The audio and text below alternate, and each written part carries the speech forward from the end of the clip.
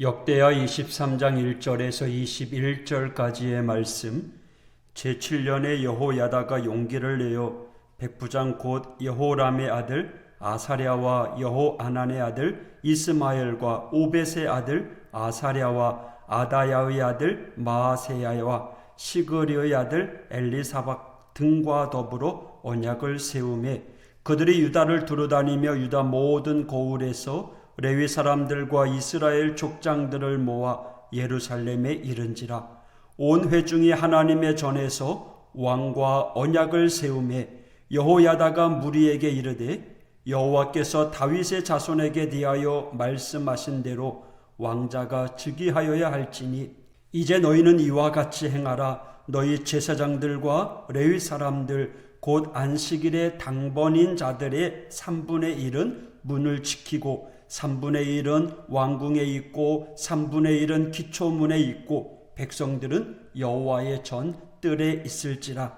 제사장들과 수종드는 레위 사람들은 거룩한즉 여호와의 전에 들어오려니와 그 외에 다른 사람은 들어오지 못할 것이니 모든 백성은 여호와께 지켜야 할 바를 지킬지며 레위 사람들은 각각 손에 무게를 잡고 왕을 호위하며 다른 사람이 성전에 들어오거든 죽이고 왕이 출입할 때에 경호할지니라 하니 레위 사람들과 모든 유다 사람들이 제사장 여호야다가 명령한 모든 것을 준행하여 각기 수하에 안식일의 당번인 자와 안식일의 비번인 자들을 거느리고 있었으니 이는 제사장 여호야다가 비번인 자들을 보내지 아니함이더라. 제사장 여호야다가 하나님의 전 안에 있는 다윗 왕의 창과 큰 방패와 작은 방패를 백부장들에게 주고 또 백성들에게 각각 손에 무기를 잡고 왕을 호위하되 성전 오른쪽에서부터 성전 왼쪽까지 제단과 성전 곁에 서게 하고 무리가 왕자를 인도해내어 면류관을 씌우며 율법책을 주고 세워 왕으로 삼을세. 여호야다와 그의 아들들이 그에게 기름을 붓고 이르기를 왕이여 만세수를 누리소서 하니라. 아달랴가 백성들이 뛰며 왕을 찬송하는 소리를 듣고 여호와의 전에 들어가서 백성에게 이르러 보매 왕이 성전문 기둥 곁에 섰고 지휘관들과 나팔수들이 왕의 곁에 모셔 서 있으며 그 땅의 모든 백성들이 즐거워하여 나팔을 불며 노래하는 자들은 주악하며 찬송을 인도하는지라. 이에 아달랴가 그의 옷을 찢으며 외치되 반역이로다 반역이로다 하매 제사장 여호야다가 군대를 거느린 백부장들을 불러내어 이르되 반열 밖으로 몰아내라. 그를 따르는 자는 칼로 죽이라 하니 제사장이 이 말은 여호와의 전에서는 그를 죽이지 말라 함이라. 이에 무리가 그에게 길을 열어주고 그가 왕궁 말문 어귀에 이를 때에 거기서 죽였더라. 여호야다가 자기와 모든 백성과 왕 사이에 언약을 세워 여호와의 백성이 되리라 한지라. 온 국민이 바알의 신당으로 가서 그 신당을 부수고 그의 제단들과 형상들을 깨뜨리고 그 제단 앞에서 바알의 제사장 맏단을 죽이니라. 여호야다가 여호와의 전에 직원들을 세워 레위 조사장의 수하에 맡기니 이들은 다윗이 전에 그들의 반열을 나누어서 여호와의 전에서 모세의 율법에 기록한 대로 여호와께 번제를 드리며 자기들의 정한 규례대로 즐거이 부르고 노래하게 하였던 자들이더라. 또 문지기를 여호와의 전 여러 문에 두어 무엇 일이든지 부정한 모든 자는 들어오지 못하게 하고 백부장들과 존귀한 자들과 백성의 방백들과 그 땅의 모든 백성을 거느리고 왕을 인도하여 여호와의 전에서 내려와 윗문으로부터 왕궁에 이르러 왕을 나라 보좌에 앉히매 그 땅의 모든 백성이 즐거워하고 성중이 평온하더라. 아달랴를 무리가 칼로 죽였었더라. 아멘. 한동안 북이스라엘 그리고 남쪽 유다는 한마음이었습니다. 여호와의 율법으로 한마음이었으면 좋겠지만 바알 신을 섬기며 우상으로 인해 한마음이었습니다. 물론 남쪽 유다와 북이스라엘 모든 사람들이 바알을 중심으로 한 마음은 아니었습니다. 단지 그렇게 보였고 겉으로만 그러했습니다. 북이스라엘 왕, 남유다 왕이 모두 바알신을 섬기며 서로 친하게 지내며 함께 전쟁을 했을 정도였으니까요. 그래서 겉으로 보면 대세로는 바알신을 섬겨야 하고 지금 그게 잘 사는 방법이라고 백성들은 생각했을 것입니다. 하지만 모든 사람들이 다 바알신을 섬기는 것이 아니었습니다. 잘 보이지는 않았지만 여전히 여호와를 섬기고 그 뜻을 따르는 사람들이 있었습니다. 오늘 이 성경은 그러한 사람들을 우리들에게 보여주고 있습니다. 남유다 왕 아하시야가 북이스라엘 사람 예후에게 죽임을 당합니다. 이렇게 왕이 죽으면 대를 이어서 왕을 세워야 했는데 남유다는 그렇지 못했습니다. 왜냐하면 아하시야의 어머니 아달랴가 권력욕이 대단했기 때문입니다. 그래서 자신이 나라를 다스리고 싶어 했어요. 그래서 왕을 이을 만한 모든 사람들을 다 죽여버렸어요. 이때 겨우 살아남은 사람이 바로 요아스입니다.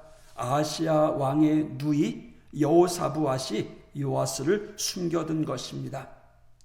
이렇게 요아스는 아버지 누이를 통해서 살아남게 되고 6년 숨어 지내게 됩니다.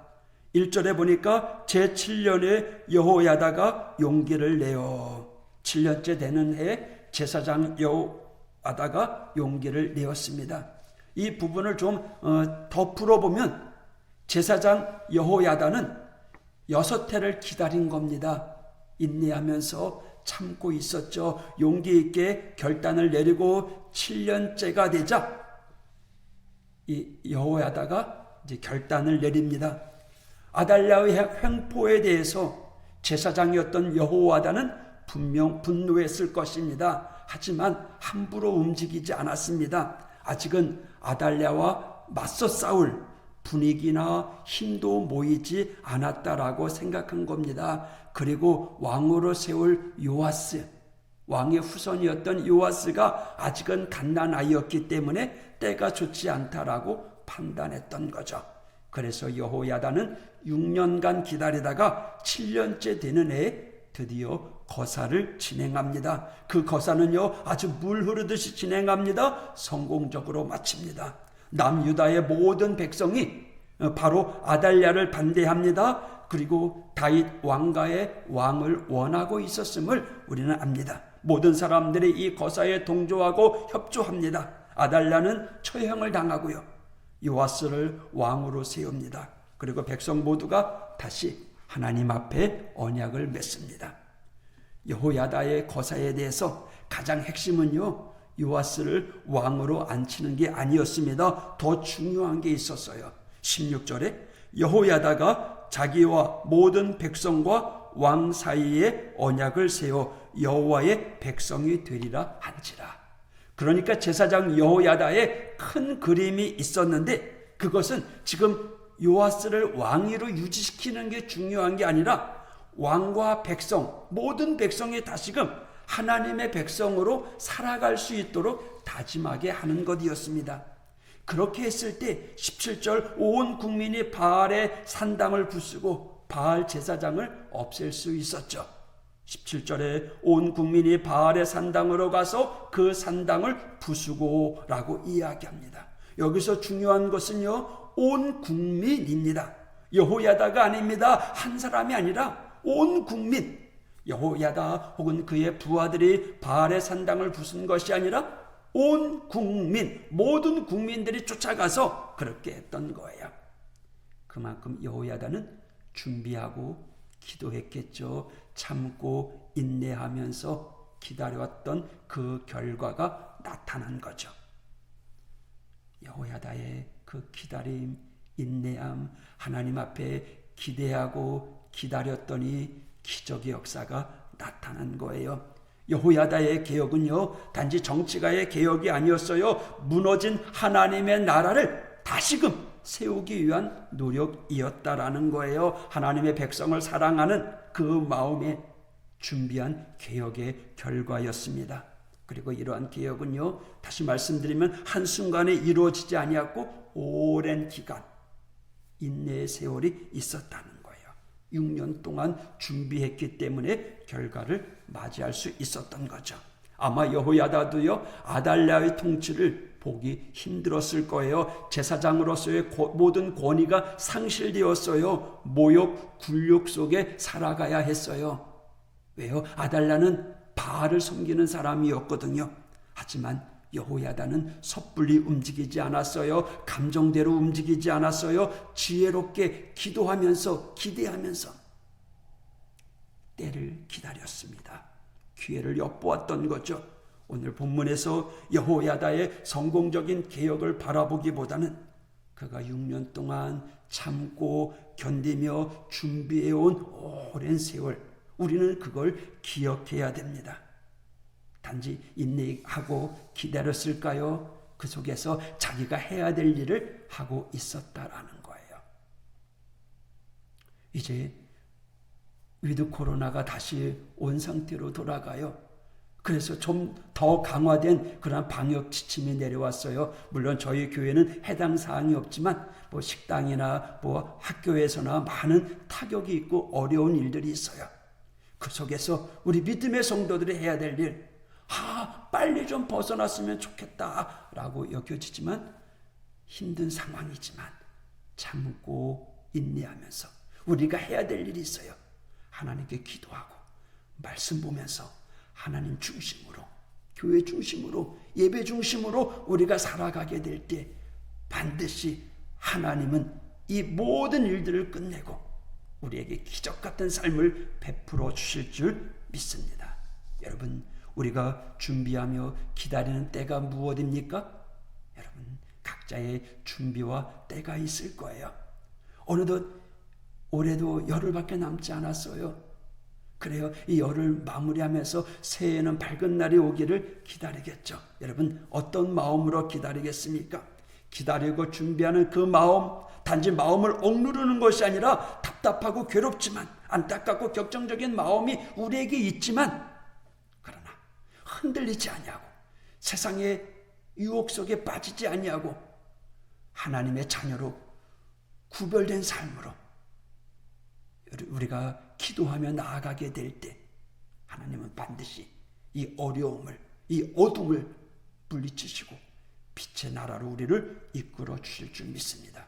우리의 시선이 좀 더 넓어져야 되고요.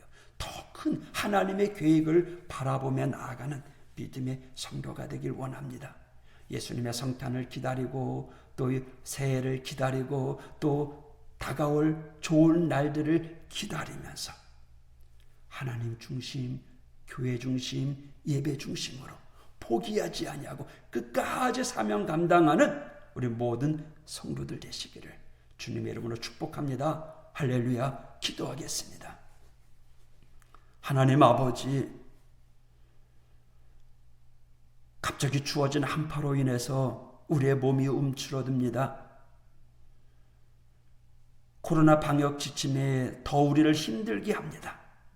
그러나 주님, 지금까지 2년 동안 저희들 참고 기다려왔습니다. 지금 조금 더 참아내려고 합니다. 주님, 함께하여 주시옵소서.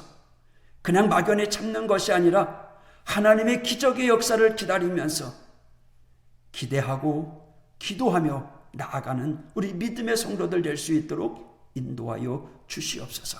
하나님, 오늘 하루도 함께하여 주시옵소서. 영육간에 강건하게 하여 주시옵소서. 육신의 질병 물리쳐 주시옵소서. 이 추위를 이겨나갈 수 있도록 하나님 지혜와 건강 허락하여 주시옵소서. 예수님 이름으로 간구하며 기도했습니다. 아멘.